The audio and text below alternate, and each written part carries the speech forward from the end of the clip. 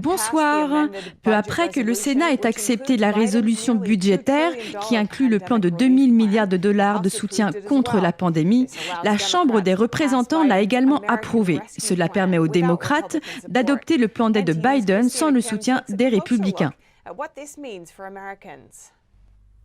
Les votes au Sénat et à la Chambre des représentants ont été adoptés en accord avec les lignes des partis, tous les républicains ayant voté contre. Certains républicains ont manifesté leurs inquiétudes, affirmant qu'ils souhaitent une aide qui vise ceux qui en ont besoin au lieu d'un stimulus général. Les démocrates ne sont pas d'accord, ils affirment que ce gros montant est nécessaire. Eh bien, la taille de ce plan a été déterminée non pas pour choquer, mais pour adresser cette double crise à laquelle nous faisons face. Thomas Schatz est le président d'une organisation à but non lucratif qui cherche à réduire le gaspillage et les erreurs managériales du gouvernement. Il affirme que le montant de l'aide est trop important, ajoutant que c'est la façon de faire de Washington. Les députés adorent résoudre les problèmes avec des dépenses, mais ça ne les règle pas forcément. Le président Biden a qualifié son plan de soutien de grand et de courageux. Il affirme qu'il créera plus d'emplois, plus de croissance et rendra les États-Unis plus compétitifs. C'est une économie meilleure. Cela ne répond pas seulement à la crise dans laquelle nous nous trouvons, c'est meilleur pour l'économie de notre nation et pour notre compétitivité à long terme. Bien qu'elle réponde à une urgence nationale, ces dépenses viendront s'ajouter à la dette colossale de 28 000 milliards de dollars. Schatz affirme que ce soulagement rattrapera les Américains, car cette dette devra être réglée d'une façon ou d'une autre. À un certain stade, le Congrès devra augmenter les taxes. Le président Biden parle d'une augmentation de 4 000 milliards de dollars. Finalement, tout cela rattrapera les contribuables et les générations futures. Ça aura un impact négatif sur la croissance, à savoir injecter trop d'argent dans l'économie, augmenter l'inflation et causer d'autres effets secondaires. Beaucoup estiment que le Congrès devrait dépenser l'argent du Trésor américain provenant d'anciens projets de loi en priorité, comme le sénateur Kevin Cramer qui affirme que les démocrates sont en train de faire passer un paquet d'aides à la va-vite. Ils savent très bien que 350 milliards iront à l'État et aux gouvernements locaux. Et cependant, près de la moitié des États n'ont pas dépensé la moitié de l'argent qu'ils ont reçu du plan d'aide voté en mars 2020. En 2009, Biden, alors vice-président, a dirigé un plan de stimulus de près de 800 milliards de dollars, soit environ la moitié du plan actuel. À la fin, ce plan n'avait pas eu l'effet escompté, certains parlaient même d'un désastre, mais pour Biden, le problème de l'ancien plan est qu'il n'était pas assez important. Ce n'était pas suffisant. Ce n'était pas assez grand. Schatz précise que ce n'est que le début des dépenses. Le budget pour l'année fiscale 2022 sera décidé en octobre. C'est donc, selon lui, le bon moment pour les Américains d'inciter leurs représentants à être plus responsables fiscalement.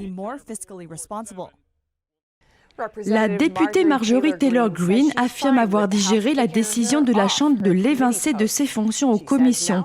Elle affirme qu'ainsi, elle aura plus de temps à consacrer aux politiques de l'Amérique d'abord. Greene se dit reconnaissante d'avoir pu admettre ses torts devant le monde entier. Je vais de l'avant, j'ai été délivrée, je me sens vraiment libérée. Auparavant, elle avait accusé la présidente Pelosi de trahison, ce qui lui a valu une lourde sanction, et elle a aussi été critiquée pour avoir exprimé son intérêt pour les théories conspirationnistes QAnon, mais elle a indiqué que tout cela fait partie de son passé. Ces erreurs ont amené la Chambre des représentants à majorité démocrate à adopter une résolution pour l'exclure des commissions parlementaires. La députée s'est excusée pour avoir exprimé des propos qui ont été considérés comme mauvais et offensants, et elle demande aux médias de corriger également leurs erreurs. Vous devez vous excuser pour avoir menti au sujet du président Trump. Vous devez vous excuser à votre tour, comme je l'ai fait hier. Est-ce que vous voulez qu'on se souvienne de vous comme la plateforme qui a détruit notre nation et engendré de la haine entre les gens? Ou voulez-vous être une plateforme qui dit la vérité parce que vous avez le grand privilège de la liberté de la presse? Vous pouvez donc dire la vérité. Greene se dit très préoccupée par l'état du pays et par les politiques qui sont actuellement menées à la Maison-Blanche et au Congrès. Les leaders républicains à la Chambre des représentants se sont très largement opposés à ce vote, mais 11 républicains ont choisi de voter contre Greene. Elle a dénoncé une grande trahison qui pourrait leur coûter la majorité en 2022. Je souhaite à mes collègues républicains de réfléchir à ce qu'ils ont fait. Je suis sûre que les électeurs chez eux réagiront car la base électorale est loyale envers le président Trump et cette base a été très loyale envers moi. Ils me l'ont montré. C'est la raison pour laquelle Greene affirme être satisfaite d'avoir plus de temps à consacrer à son parti et, selon ses mots, à le pousser dans la bonne direction. Le secrétaire à la Défense ordonne à l'ensemble de l'armée américaine de se retirer provisoirement, ceci afin que les chefs militaires puissent s'attaquer à l'extrémisme dans leur rang. Un lieutenant explique que cette mesure correspond à ce qui se passe dans les régimes communistes. Le nouveau secrétaire à la Défense Lloyd Austin a ordonné mercredi un retrait de toutes les unités militaires dans les 60 prochains jours afin de donner aux commandants le temps de s'attaquer à l'extrémisme dans leur rang. Cela fait suite au constat que des militaires et des vétérans ont participé à la manifestation du 6 janvier, certains ayant pénétré par effraction dans le bâtiment du Capitole. Le nouveau secrétaire à la Défense a déclaré que les chefs militaires devraient être formés pour, je cite, « s'assurer qu'ils sont en phase avec les personnes qu'ils dirigent, notamment pour savoir ce qu'ils font et ce qu'ils lisent. » Si je suis confirmé, je me battrai avec acharnement pour éradiquer les agressions sexuelles et pour débarrasser nos rangs des racistes et des extrémistes. Il semble maintenant qu'ils traduisent cette promesse en action. Cependant, le lieutenant Stephen Rogers, un officier de police et de la marine américaine à la retraite, qui a également fait partie de la task force conjointe avec le FBI sur le terrorisme, remet en question cette décision. Cela me paraît dangereux et ressemble à une épreuve de force politique. Et c'est une méthode que l'on ne trouve qu'en Chine communiste ou dans l'ex-Union soviétique. Il se demande comment les chefs militaires pourront contrôler les opinions dites extrémistes sans violer les droits constitutionnels des militaires. Nous savons tous qu'en Chine communiste et dans l'ancienne Union soviétique, il y avait des officiers politiques dans chaque unité. Si vous lisiez quelque chose qui était contre le gouvernement ou si vous critiquiez le Kremlin ou le Parti communiste chinois, vous étiez fichu. Ce qui est considéré comme extrême est souvent subjectif, ce qui le rend difficile à identifier. Le porte-parole en chef du Pentagone, John Kirby, a lui-même déclaré mercredi, je cite, « Nous ne savons pas comment nous allons pouvoir faire cela d'une manière significative, productive et tangible. » Le lieutenant Rogers dit qu'il se demande quel type de point de vue va être considéré comme extrême, remarquant que récemment les conservateurs et les partisans de Trump ont été la cible de censure et de discrimination. Pas plus tard que la semaine dernière, Austin a ordonné le retrait d'un certain nombre de personnes nommées par l'administration Trump des conseils consultatifs du Pentagone. Les militaires qui ont des vues et des valeurs conservatrices sont-ils ceux qui sont visés ? Le lieutenant Rogers pense que cette décision aura un impact négatif énorme sur le moral des militaires. Il dit que cela va causer de la méfiance, de la suspicion et de la peur parmi les militaires. Selon lui, si les choses continuent ainsi, l'armée américaine qui a toujours respecté le peuple américain et la Constitution cessera d'exister.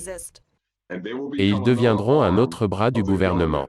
Et je ne parle pas du gouvernement américain tel que nous le connaissons aujourd'hui, mais d'un gouvernement américain que Joe Biden, les socialistes et les communistes veulent créer dans ce pays.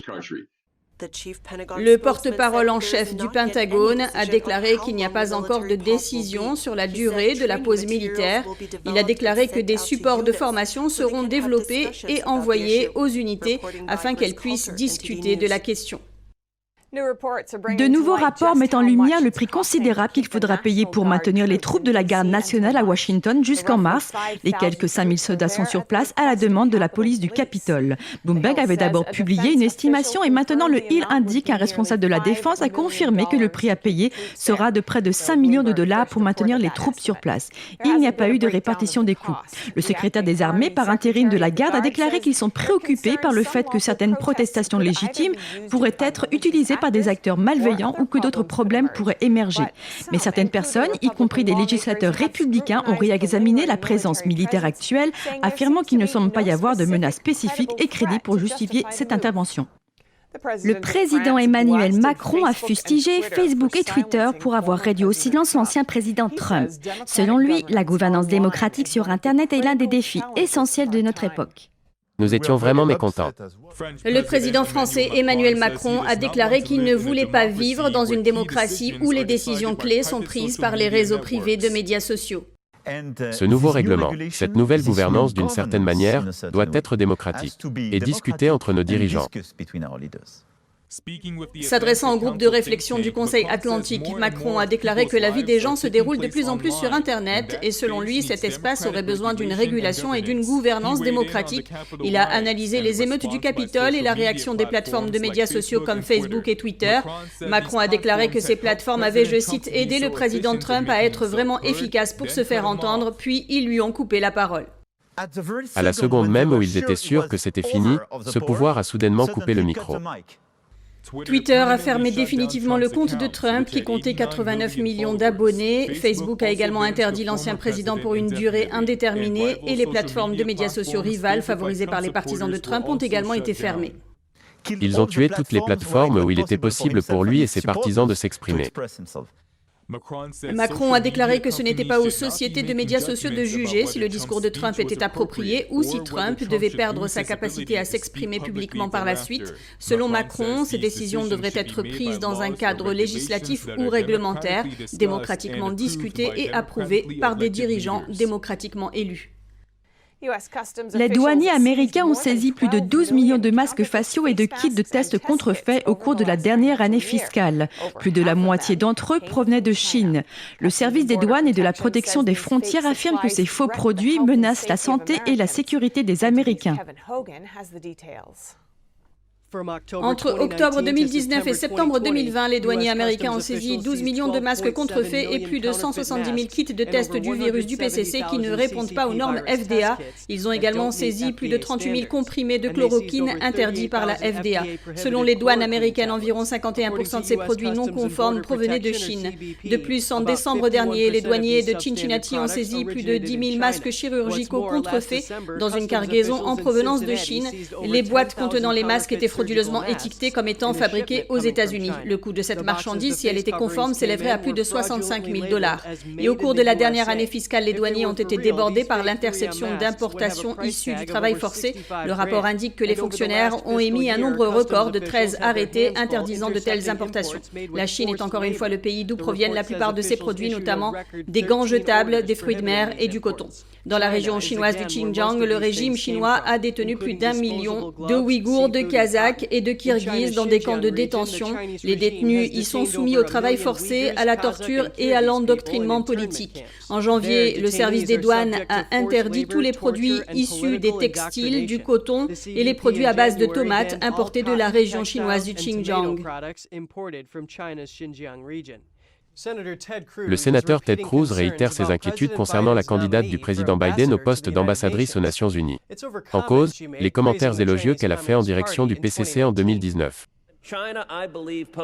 La Chine, je crois, représente la plus grande menace géopolitique pour les États-Unis au cours du prochain siècle. Nous avons besoin d'un ambassadeur des Nations Unies qui s'opposera à la Chine, à l'influence omniprésente de la Chine aux Nations Unies. Et compte tenu de ses antécédents, je n'ai aucune confiance dans le fait que cette candidate le fera.